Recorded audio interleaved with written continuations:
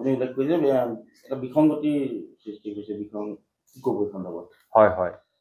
উচ্চতৰ মাধ্যমিকৰ আমি বোৰ্ডৰ ফালৰ পৰা যিখন বুকলেট ওলাইছে আমি সেইখন পাইছোঁ আমাৰ বুকলেটখনৰ ৰিজাল্টৰ আমি যিবিলাক লেটাৰ মাৰ্কছ বা ষ্টাৰ মাৰ্ক দিয়া আছে সেইখিনি আমি অলপ বিসংগতি পাইছোঁ বহুতো ষ্টুডেণ্টৰ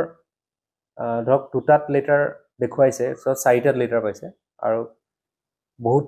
ল'ৰা ছোৱালীৰ ষ্টাৰ মাৰ্ক দেখুৱাই নাই ষ্টাৰ পাইছে 90% পাইছে কিন্তু ইয়াত দুটাত লেটাৰ আৰু ষ্টাৰ মাৰ্ক দেখুৱা নাই এনেধৰণৰ কিছুমান বিসংগতি আমি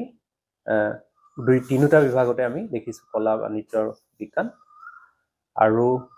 ওভাৰঅল গতিকে আমাৰ যেহেতু অকল বুকলেটখনে আমাৰ হাতত আছে বৰ্তমান গতিকে আমি এটা ৰিজাল্টৰ সম্পূৰ্ণ এনালাইচিছ আজি এই মুহূৰ্তত আমি কৰিব পৰা নাই তথাপিও আমাৰ মহাবিদ্যালয়ৰ তিনিটা শাখাতে ৰিজাল্ট যথেষ্ট ভাল আৰু আমি কেইজনমান ষ্টুডেণ্টৰ বিজ্ঞানত আমি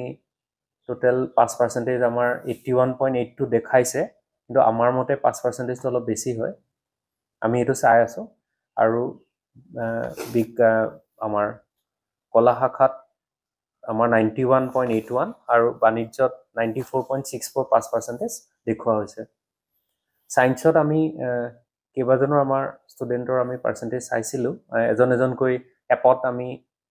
চাওঁতে আমি বিসংগতি কিছুমান আমি আমাৰ চকুত পৰিছে